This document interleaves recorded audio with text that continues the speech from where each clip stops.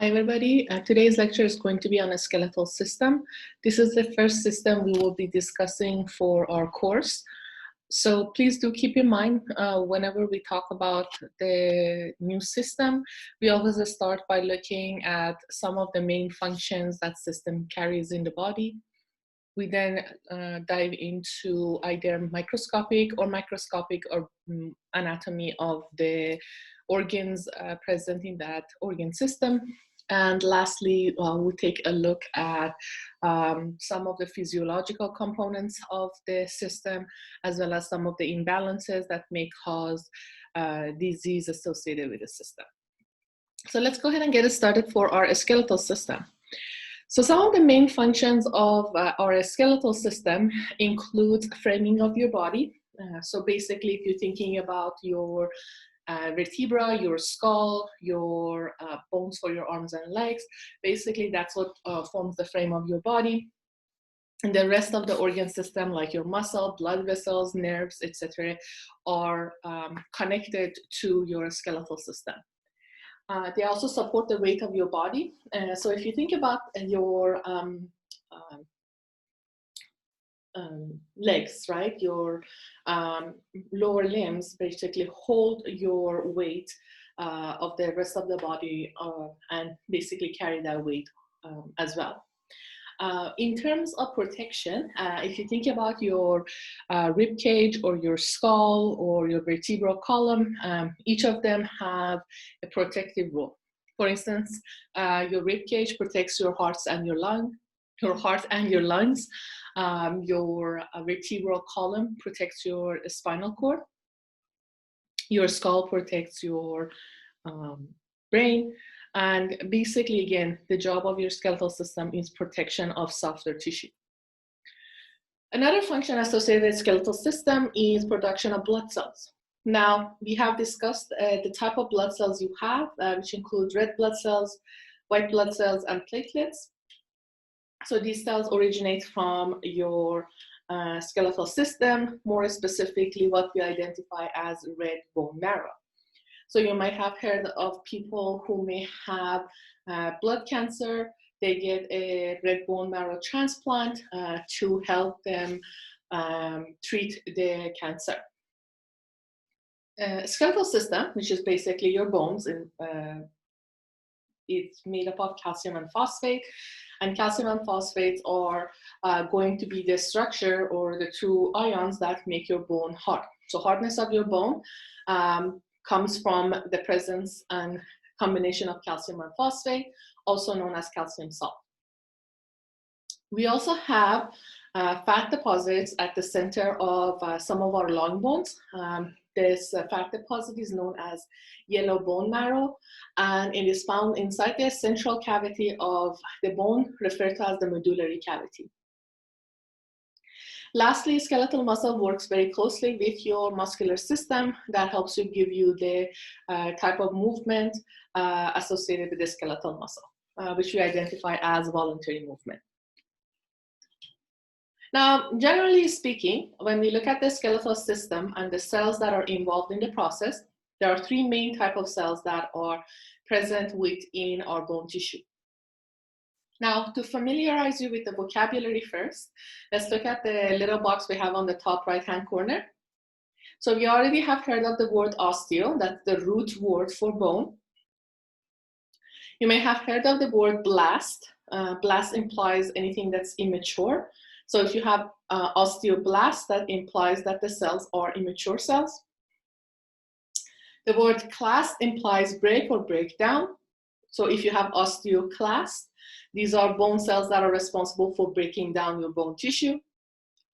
And lastly, the word site, which means cell, and that basically means your bone cell. These are your mature cells.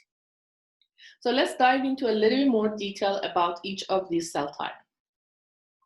Osteoblasts come from stem cells, and these are basically what you start with when you want to form a bone tissue. These cells are responsible for bone building and growth. The job of these cells is to take calcium and phosphate, as well as the organic components, and together build what we identify as bone. Osteoblasts are highly active in children, However, as we age, the activity of the osteoblasts starts to decrease. Now, if some of these osteoblasts get trapped inside their bone tissue, they will be identified as osteocytes. These cells are not going to be able to build new bones, but they will be the ones that will help you maintain your bone. These are the mature versions of your osteoblast. Last type of the cells we have, which are actually originate from your white blood cells, called osteoclasts. These cells are responsible for destruction of the bone. So under normal condition, if you have low levels of calcium or phosphate in your bloodstream, your body can tap into the calcium and phosphate that is stored in your bone. And the way you can access that calcium and phosphate is using osteoclasts that literally going to dissolve the bone using acidic material and release that extra calcium and phosphate into your bloodstream. So for you to make a connection here, osteoblasts, if you have a high level of calcium in your bloodstream, osteoblasts are going to take that extra calcium and deposit it into your bone.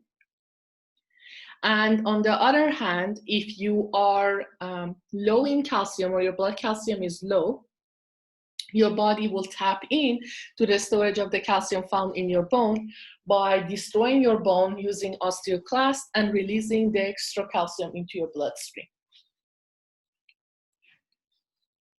Now, before we go into the macroscopic and microscopic anatomy of our skeletal system, we will take a moment to look at the classification of the skeletal system based on the location of the bones. So the classification of the skeletal system is axial skeleton and appendicular skeleton. Axial skeleton is depicted in blue in this picture and includes the skull, the vertebral column that runs in the back protecting your spinal cord, your sternum, which is also known as your breastbone, your rib cage or your ribs. There are 12 pairs of ribs present in humans. And lastly, a small bone that is tucked in underneath your mandible or your jawbone, which is referred to as the hyoid bone. Appendicular skeleton is any bone that was not part of the axial skeleton. That includes your upper limb and lower limb. The bones that are forming these allow your upper limbs and your lower limbs to also attach themselves to your axial skeleton. So what are the names of these bones? And you do need to know them for your exam. You have your clavicle. A lot of people are familiar with this. This is the collarbone that a lot of people refer to. A lot of motorcycle accidents, the person may break this bone. It is relatively easy to break. You have the scapula. So the scapula is visible from the back. You can feel the spine of the scapula poking out on your back. You have the bone in your arm, and that's the humerus. And you have two bones that form your forearm, which are radius and ulna. Radius runs on the side of your thumb, and ulna runs on the side of your pinky. You also have the bones that form your wrist. So the proper word for that would be your carpals. The bones of your palm or your palm of your hand are identified as metacarpals. And then you have your fingers, which is made up of 3 bones with the exception of your thumb. Those are referred to as phalanges. When we're talking about our lower limb, we are starting with your pelvic bone. So this pelvic bone, we'll talk about it more in detail for our lab, but it's made up of 3 separate bones, which is the ilium, ischium, and pubis bone. The pubic girdle, which is again point of attachment to the axial skeleton, connects to your femur, which is your thigh bone. You have the lower part of your leg made up of 2 bones. The thick one, that's your tibia, and the thinner one that is on the lateral aspect, that is called the fibula. You have your kneecap, which is referred to as the patella. Going down, the bones of your ankle is referred to as tarsal. The bones that form the sole of your foot, those are metatarsal.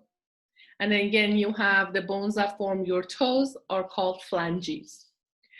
Every toe in your foot, with the exception of your big toe, has 3 bones, and your toe and your thumb forms 2 bones only. I do expect you guys to know the name of these bones for your exam, and we will look at a disarticulated skeleton for our lab portion, where you will basically look at a bone without it connected to any other bones in your body, and you should be able to identify the bone correctly. We'll listen to we'll learn more about that in your lab. Now, another way for us to classify our bones is using the shape of the bones. So right now, I'm not talking about axial or appendicular skeleton. We're focusing on looking at a bone as an individual bone and identifying them based on their characteristics. The characteristic being their shape. So we have 4 main categories of bone based on their shape. The bones that are identified as long bone, bones that are identified as short bone, bones that are flat, bones that are irregular. So if you're looking at the bones here, the long bones are defined as bones that are longer than they are wide. So again, you can see the length of this bone is more than its width. What are the bones that qualify or characterized as your long bone? These bones are your humerus, the main ones, your radius and your ulna, your metacarpal and your phalanges. Going down, you will also have your femur, your tibia and your fibula, your your metatarsal and your phalanges.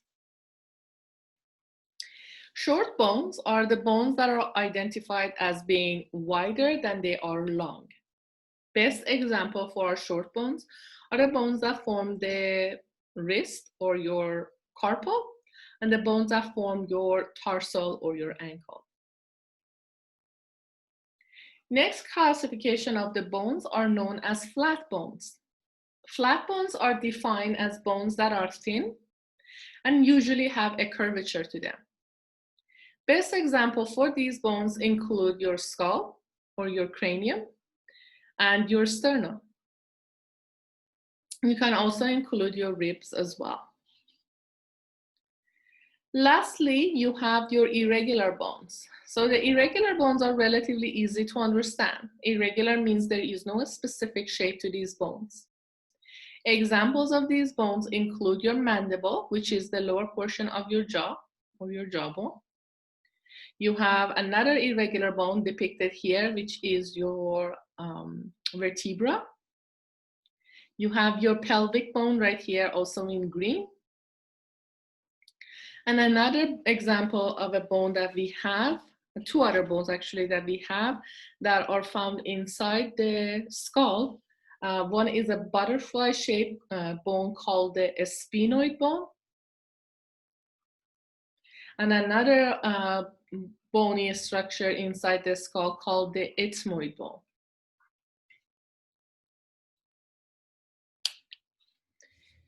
Now, let's go ahead and take a look at the gross anatomy of the bones. Now, for this, we're going to be focusing on our long bones since they are the most common type of bones we have in our body.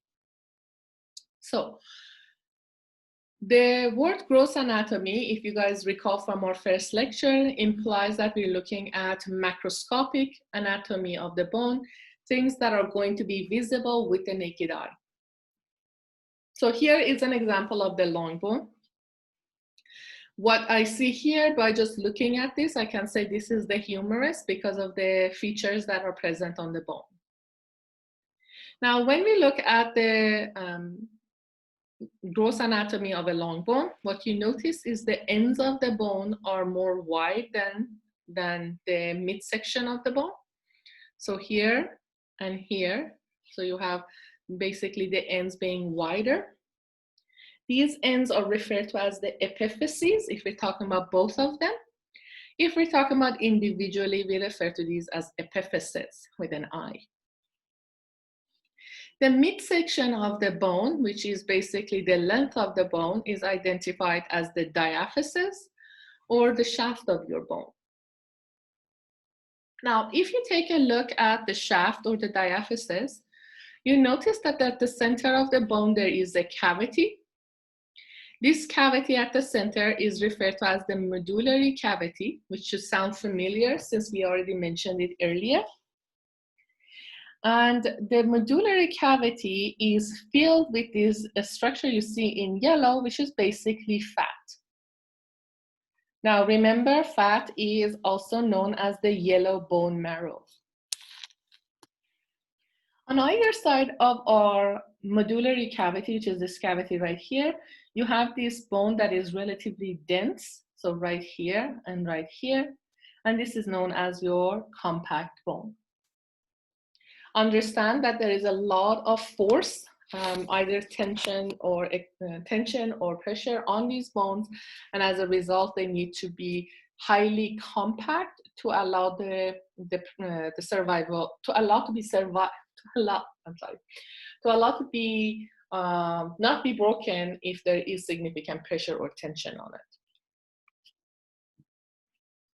Now, ends of the bone, as I mentioned, are identified as epiphyses, if we're talking about both of them, or epiphyses, if we're talking about individually.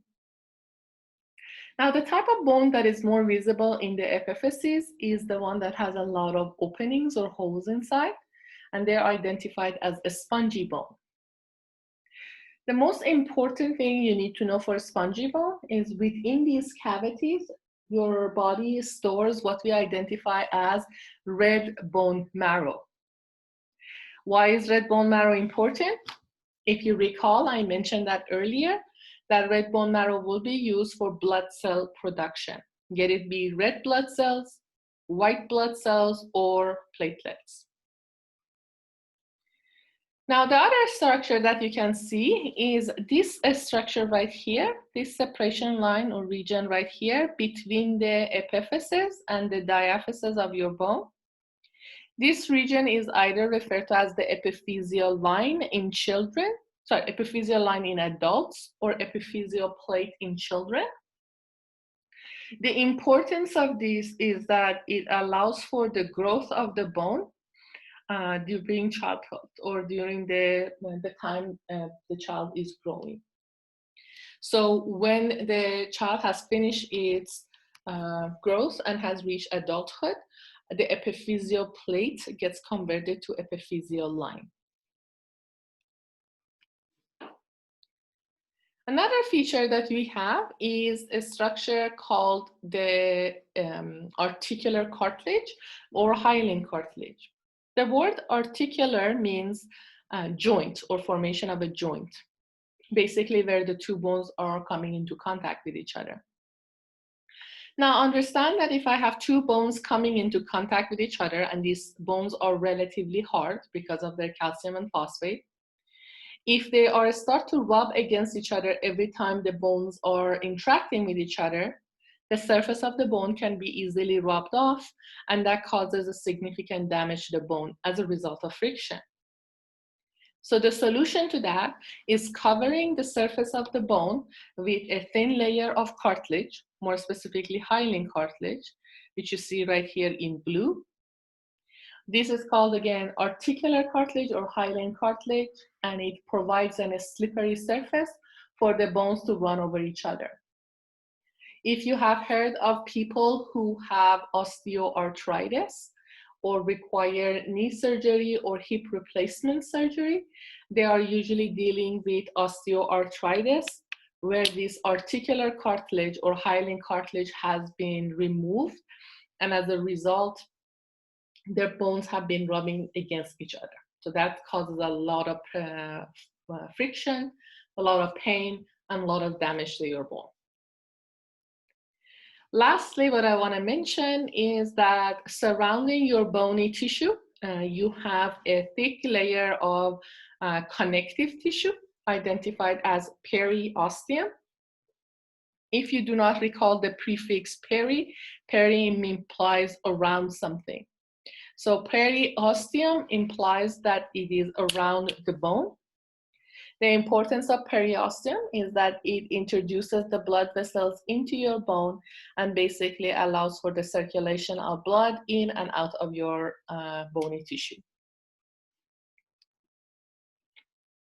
Now, up to this point, what I have been talking about, which is structures like diaphysis, epiphysis, compact bone, a spongy bone, your periosteum, hyaline cartilage, etc.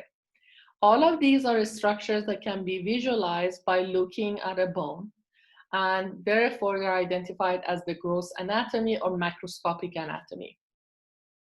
Our next view is going to be on microscopic anatomy. Basically, now we are going to take a look at the much smaller structures that require a microscope for us to visualize. So let's go ahead and take a look at this picture right here. So this picture is showing you a bone as a whole. So this empty space right here, this space right here, if you feel it, this is basically depicting your medullary cavity. And again, if you recall, medullary cavity is where you will have your yellow bone marrow or fatty tissue. Surrounding the medullary cavity, you have your compact bone. So all of these structures right here, again, would be your compact bone. And now if I really look deep into my compact bone, what I will see inside of them is these cylindrical structure that they've been pulled out one at a time. And these are referred to as osteons. Now, typically when I depict osteons for my students, I am showing you a superior view, which is basically all you're gonna see is a circle, right? The top portion. But again, this is not the actual full structure. The actual structure is a cylindrical structure that goes down into the bone. So always keep that in mind. So the drawing that I have right here is a depiction of a single osteon. You will literally have thousands of these osteons forming your compact bone. So what are some of the structures or microscopic structures of your osteon?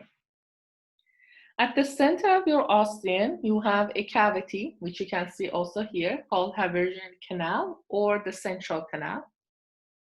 And you can see two colors here at the center, which are red and blue. Basically, Hyperextension canal is the location for the bone to pass the blood vessels into a smaller structure. So basically, Hyperextension canal is filled with blood vessels and nerves. Now, going around this Hyperextension canal, you create these concentric plates, so kind of like creating circles around this. And these circular patterns that are created are referred to as lamella. Why is lamella important? Lamella is the space that is basically going to be filled with two essential things, your calcium and your phosphate. So basically, lamella is the area where you will be filling with calcium and phosphate and allowing your bone to harden. Now, again, what else you can see in this picture? And this is the superior view. Here is my central canal. Here is one full osteon right here. Everything you see in kind of the brownish color, that's your lamella. What you also should see is these darker spots going around. These darker spots depict little cavities called, or chambers called lacuna. So these are depicting a specific or a special cavities called lacuna. And within these lacunas, you're restoring mature bone cells called osteocytes. So if I'm looking at this picture and I said, can you distinguish the osteocytes from the lacuna? And the answer is no. By looking at this picture, all you're seeing is these black spots throughout the sample, right? And you really can't say where is the osteocyte and where is the lacuna. But what you will assume is every time you have a lacuna, you also will have a cell inside of that, and that cell would be an osteocyte. Now, osteocytes require to communicate with one another, either also to receive nutrients from the central canal. So the way they are communicating is using these small channels that allows them to communicate with each other. So these little channels, and these little channels are called canaliculi. And again, they are essential for communication between the cells and the central canal. So please do spend some time either redrawing this for yourself. Make sure you know the following when it comes to the microscopic anatomy of the bone. You need to know what is an osteon, what is an osteocyte, a lacuna, lamella, and canaliculi. Anytime you get the chance, please also visit the YouTube video for a view of a model for the osteon model. It's an interesting way of looking at it if you had a hard time visualizing what is depicted in the pictures. Now, we have learned that there are two types of bones. We have a spongy bone and we have compact bone. Up to this point, what I have described in terms of the osteons are describing your compact bone. Now, that being said, it doesn't mean that a spongy bone do not have any structure present in them. They still will have similar patterns to what we described for the compact bone. However, they lack that beautiful organized structure we visualize in terms of the compact bone. So they are made up of individual units called trabeculae. And these trabeculae will contain lamella, they will contain your osteocytes, they also contain osteoblasts and osteoclasts, which allows the reformation of your spongy pattern. Again, a spongy bone has many cavities, and these cavities allows the space to be filled with red bone marrow, which is essential for blood cell production. Something to note, which I think is interesting, is when you look at a child's bone, you have a lot more red bone marrow. The reason is because the child is growing, and as they grow, they require a higher level of red blood cell production. However, as they reach puberty and eventually adulthood, the amount of red bone marrow declines, and it's only going to be limited to a specific parts of the bone, and the rest of that space gets filled with yellow bone marrow. Now, I have mentioned the word articulation or articulate before when I was talking about the hyaline cartilage. This is where basically where two bones are coming into contact with each other to form what we identify as a joint. Now, we do not have only one type of joint. We actually have three different types of joint. This is a simplified version of the concept, guys. This process, the articulation and the type of joints are a lot more complicated than this. We do classify them based on a structure and function if we are looking at the proper way of classifying them. However, for our purpose, the only thing you need to know in terms of joint is that they are typically or simply belong to one of the three groups: what we identify as a synovial joint, as a cartilaginous joint, as a suture, or as a suture. So suture joints, which is basically kind of think about as stitches, these are basically joints that are identified as immovable. Simply put, where the two bones come into contact with each other, these bones will not move. Where can you find this type of joint? The best example is the joints that hold the bones of the skull together. You'll learn about this later on when we visit our lab for the skeletal system. But just for the cranium, you have bones such as the frontal bone, the parietal bone, occipital bone, temporal lobe, etc. Sorry, temporal bone, etc. Each of these bones needs to be connected and secured, because if they do any type of movement, you put the soft tissue of the brain that is underneath it in danger. So sutures hold these bones together with no movement and therefore protect the soft tissue underneath. Cartilaginous joint is another category. So you will have some movements, but again, that movement would be very limited.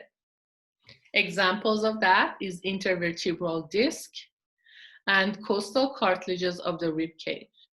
If you don't know what costal cartilages are, these are the cartilage that connects the rib cage to the sternum.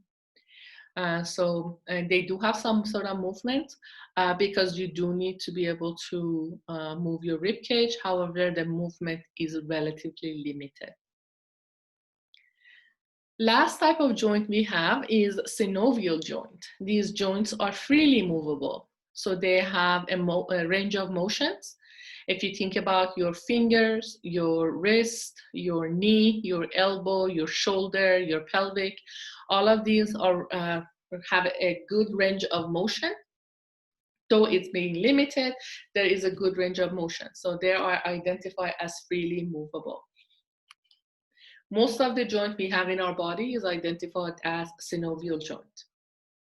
Now, to keep in mind, there are, again, sub-classification of the synovial joint, but at this point, we don't look at that. Next, here's a depiction of that. So again, we have suture holding the bones of the skull together. We have cartilaginous cartilaginous joint found between your two vertebrae, and many examples of the synovial joint for the free movement of your bones.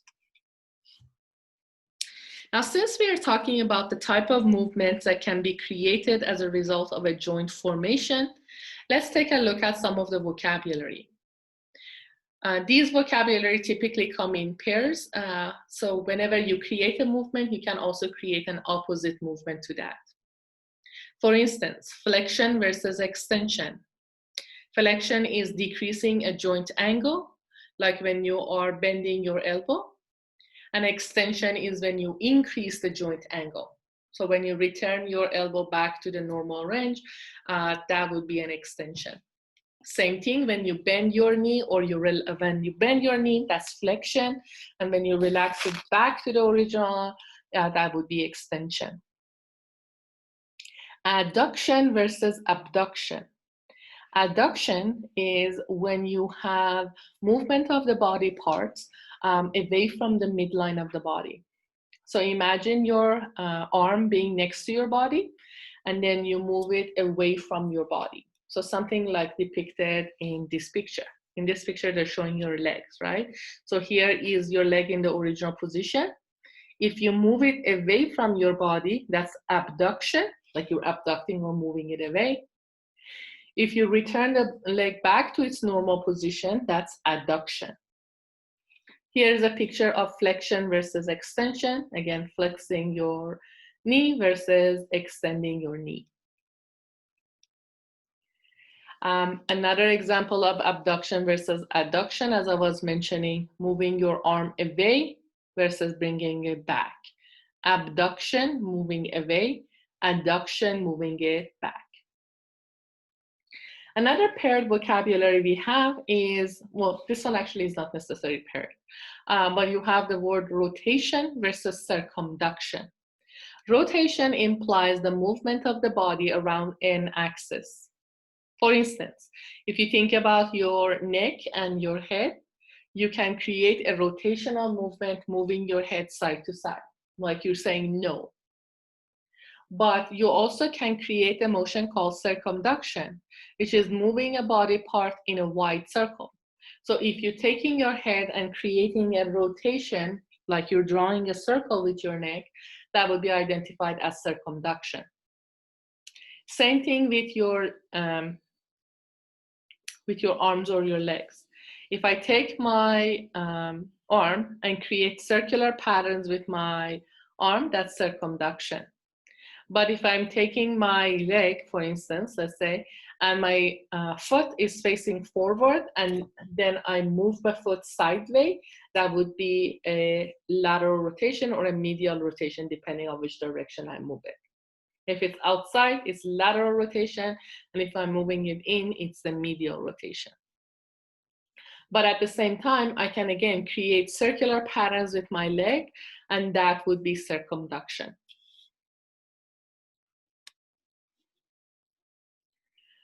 Now, let's move on to how you actually form bones. So, a couple of interesting facts. First of all, human bones can grow up to the age of 25. Does it mean it happens for everybody? The answer is no, but you may see growth all the way up to age of 25. Secondly, there are actually two means for your bone to form in your body, and we'll talk about that in just a minute. But before we talk about bone development, I want to introduce a couple of words to you. Calcification and ossification. As the word calcification implies, it means that calci implies calcium. It's the process of depositing calcium into your bone, or depositing calcium salt into your bone, which is basically makes your bone hard. This process happens at a much higher rate when you think about children, because again, anytime they are forming bones, they are growing at a much faster rate, and they need to have a much higher deposit of calcium into their bones. Ossification is the process of bone formation. So the word osteo comes from osteo, which means bone, and formation. Ossification means bone formation. Now, as I mentioned, bone can be formed in two means. One is referred to as intramembranosus ossification, and the other one is endochondral ossification. So we don't focus on intramembranosus ossification. That is what is a little more complex process, so we don't really go near that. The reason we also focus on endochondral ossification is because all of the bones, with the exception of your clavicle and some of the skull bones, use the process of endochondral ossification. Simply put, majority of your bones are using endochondral ossification during fetal development to form bones.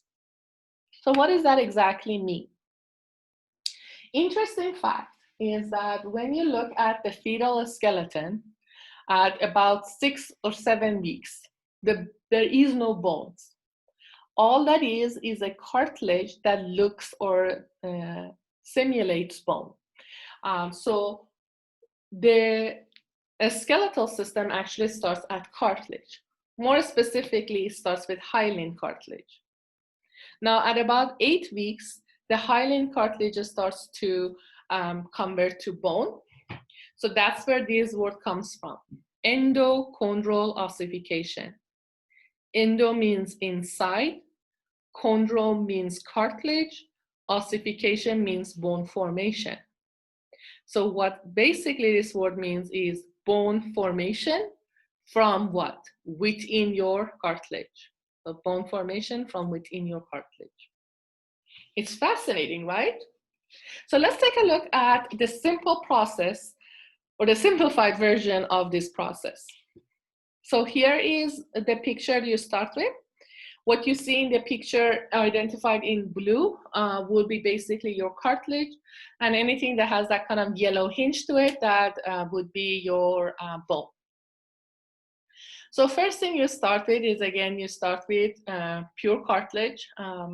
And this is something that resembles the bone. It has the shaft or the diaphysis. It has the larger ends, which are the epiphyses, but again, not much shape and definitely soft. So what you start with is you introduce the blood vessels into your tissue. And these blood vessels are going to bring cells like osteoblasts into your cartilage. As time passes by, the osteoblasts are going to start to create something called the ossification center. So you can see the bone is being formed.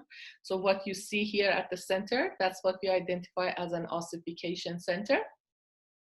Now these bones are start to continue to grow, and you will eventually have a cavity at the center. And that cavity is identified as your marrow cavity. If you're talking about a youth, that has a lot of red marrow in it, and as they get older, it gets replaced with yellow marrow.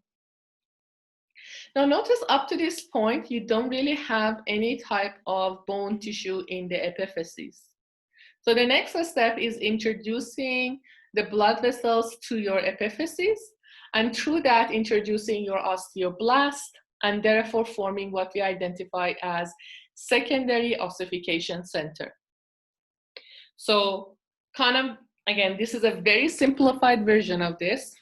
You start with introducing your blood vessels. Blood vessels bring your bone, it brings your bone cells or your osteoblast. That starts to form your ossification center.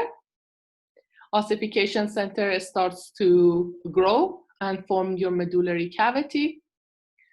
Eventually, you also introduce blood vessels into the epiphyses of the bone and form what we identify as the secondary ossification center.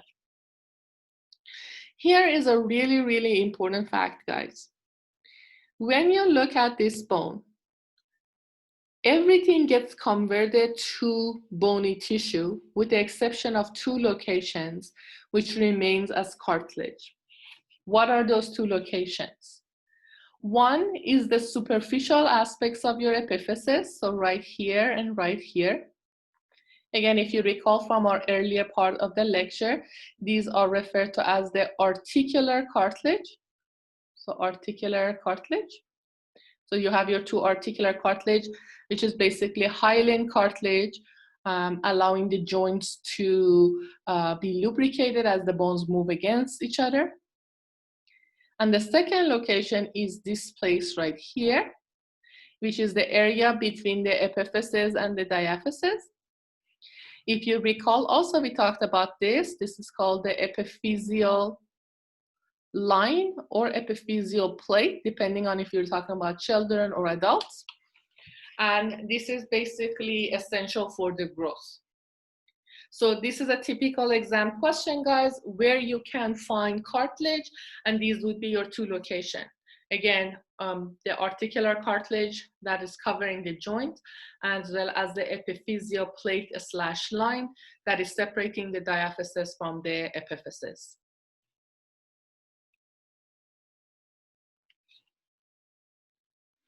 Now, one of the last concepts I want to talk about is some of the main disorders associated with the skeletal system. One of the main ones would be osteoporosis. If you've ever been around elderly, or you are living with your parents or grandparents, you may have heard of this concern before. Osteoporosis is when you have excessive bone loss over time, and this makes them very susceptible to fragile bone that can be easily broken. So elderly people should be very careful not to fall, because a fall can cause many damages to the bone, as the bones are very brittle. Unfortunately, osteoporosis affects many people over the age of 50. Statistically, 50% of the women and 25% of the men over the age of 50 will have osteoporosis. And a significant difference you see in the number of the women being affected versus men being affected is because of the menopause that usually hit women about age of 50. So significant changes in the sex hormone estrogen and progesterone causes a significant shift in the bone development and bone maintenance, I should be saying, and therefore make a woman more susceptible to osteoporosis. Now, what are the main reasons for somebody developing osteoporosis? At the cellular level, that translates to an increase in osteoclast activity, which means cells are going to break down your bone at a fast rate. However, there is a decrease in osteoblast activity, which means the bone are not being formed as fast as they're being broken down. Another main reason is that if the person does not take in sufficient calcium, that could be a result of either low intake of calcium or the inability of the body to hold on to the calcium or absorb the calcium. So if you look at many elderly, they are required to take calcium supplements. And I always mention that the calcium needs to be supplemented with vitamin D because the calcium needs the vitamin D to be absorbed in the intestines. They also typically put the person on medication for osteoporosis. These medications typically decrease or help decrease the activity of osteoclast, which basically means that it helps you decrease the activity of or slow down the breakdown of the bone. And you will see an increase in activity of the osteoblasts, basically help your bone being built. It's not recommended for the person to take the osteoporosis medication for a long time because there is a lot of side effect associated with this. A really good way of preventing or slowing down osteoporosis is resistance training. Resistance training is basically any type of activity that requires lifting of weight or helping you build muscles. Understand this, that anytime you have larger or stronger muscles, that means the bone that these muscles are connected to also need to be stronger. So you basically force your body to build a stronger bones by having larger muscles. So nowadays you see a lot of elderly doing some sort of weightlifting. It doesn't have to be severe or doesn't have to be a significant rate as far as there is some sort of resistance building into the muscle. The opposite is also true. Individuals who are bedridden, the individuals who have very limited motility, they become more susceptible to osteoporosis. Because they're not using their muscles, basically their muscles are atrophies, and as the muscle declines in its mass, then your body doesn't seem the need to invest in making a stronger bones. Therefore, bones become more brittle and you become more susceptible to bone breakage or fractures in such cases. Here is a depiction of what a healthy spongy bone looks like. And here is a case of an osteoporosis patient. You notice that to me, it feels like the bone has gone through a termite attack.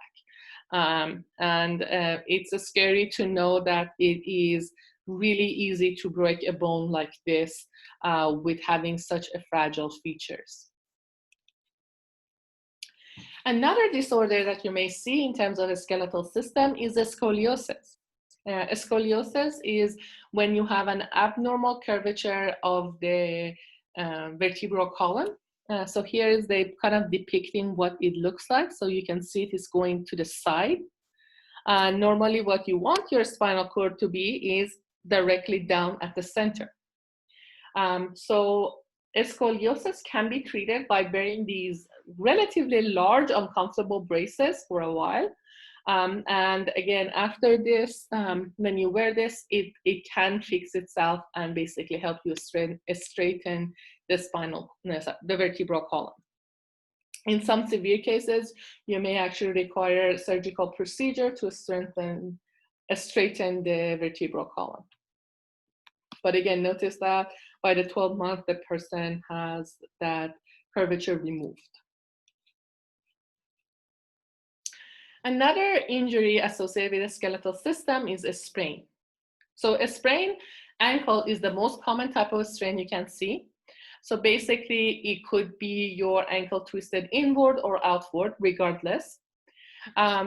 This is the reason for this is that when you put such pressure, again, twisting your ankle inward or outward, the ligaments that are holding the bones of your ankle can be either stretched or torn.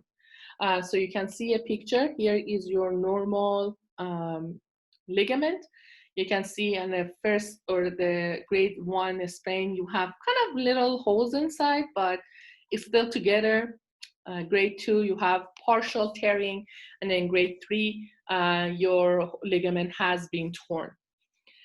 Typical symptoms of a sprained ankle is swelling, pain, and limited range of motion. And it kind of makes sense, again, if you're damaging the ligaments, then there is going to be significant motion in that. How do you treat it? Best way is rest it. So the less pressure you put on it, the easier it is for the tissue to heal itself. You can use ice and compression to, as well as elevation and anti-inflammatory medication to deal with the pain and the swelling of the tissue. The recovery time in average is about 6 weeks minimum, depending on the level of tear, but it can be much longer. The main reason for that is that the ligaments are identified as limited vascular tissue. Basically means they have limited access to nutrients and oxygen, which makes it difficult for it to effectively heal itself. So basically it's, you have a damage, but you don't have the tools necessary to fix it. Please do note that in some cases, if the damage is significant, they do require to perform surgery to replace the torn ligament with another ligament coming from a cadaver typically. Another injury associated with the skeletal system is dislocation. So dislocation is depicted in these two pictures. Here is a dislocation of the elbow, and here is a dislocation of the shoulder. So right here, this indentation you see is where the humerus would have fit into your ulna. So basically, these two bone connections are not present here. Bones are out of alignment. Here's the scenario where your scapula, which is right here, needed to be fitting into your humerus bone. And again, these two bones are not fitting into each other. Given the pictures, that doesn't mean these are the only joints that could undergo dislocation. Joints of your fingers, your jaw, and your thumb are also susceptible to dislocation. So if you ever try to kind of yawn really loudly and you kind of hear this popping sound on the side of your jaw, that basically means that you're very close to dislocating your jaw. So be careful. How do you treat dislocation? It's really easy. You basically reposition the joint back into the original position. It has a momentary pain as they locate or place the joint or reposition the joint. But again, overall, it doesn't take much to treat it. However, do keep in mind that if somebody has dislocated a joint, that joint becomes more susceptible to dislocation because the bones, the ligaments of these bones are now stretched, which makes it easier for the bone to go out of alignment again. Now, next thing we have is what I mentioned earlier. This is a skeletal system disorder called osteoarthritis. A lot of people refer to it as wear and tear arthritis. This is an arthritis identified as a degenerative disease, which basically means it gets worse as time passes by. This is damage to the cartilage tissue. So here is a healthy, normal knee joint. You can see the white being your cartilage, and here's a person dealing with osteoarthritis. Many people say it can be a result of an enzyme that destroys the cartilage, but it could also be a result of heavier weight or overuse of the joint.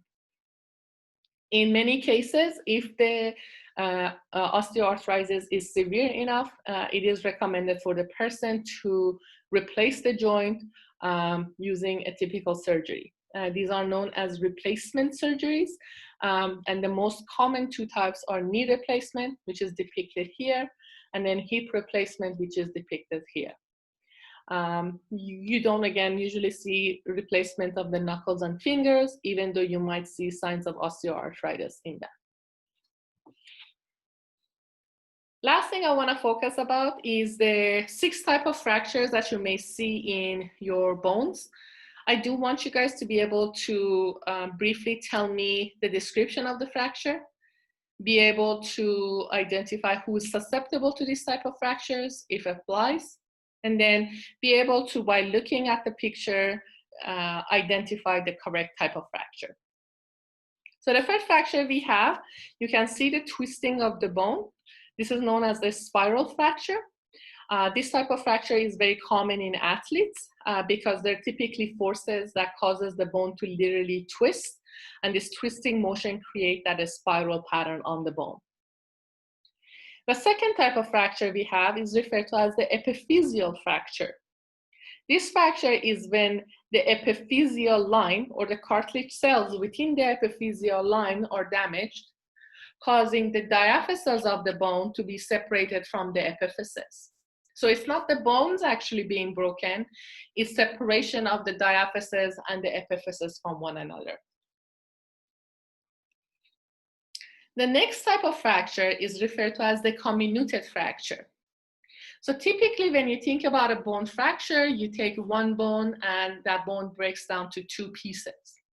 However, in elderly people or people who may have brittle bones, the bone can be easily fractured to many pieces. In such cases, the fracture is referred to as comminuted when you have 3 or more pieces of the bone. And again, this is really common in aged people or people who are dealing with osteoporosis, as their bones are super brittle and susceptible to fractures. Next, we have a fracture called compression fracture. Listen to the word. Compression means basically you're compressing or crushing your bone. This type of fracture is typically associated with fall or accidents. This type of fracture is literally when the bone crushes on itself. So look at this. Here is the thickness of the normal vertebra, and here is a compressed fracture. So you can see a significant decrease in terms of the thickness of the bone when the vertebra gets crushed. People who have osteoporosis may also be susceptible to these type of fractures. However, if you again deal with a fall, you might also have this type of fracture. Next, we have a fracture called depressed fracture. Depressed fracture is a fracture where the bone portion is pushed inward or pressed inward. This is typically associated with a blunt force trauma to the skull. So skull fractures are almost all universally identified as a depressed fracture. Last type of fracture we have is green stick. So I always tell my students to think about this. Green stick is when you have a piece of wood that is relatively wet, as in alive, and therefore you may be able to bend this stick, but it's very difficult to break it. So green stick fracture is very common in children because their bones are not super hard yet, as they do not have significant amount of calcium deposited in them. So instead of the bone being broken, it may break in one side, but it bends on the other side. So if you take a look at this, there is a fracture, but the fracture does not cause the bone to be broken down to pieces. So that's it about our skeletal system. Next lecture will be focusing on the muscular system. Please take a look at the questions for your homework. And if you do have any questions for me, please make sure you bring it up to your discussion board or your office hours during the week. Thank you, guys.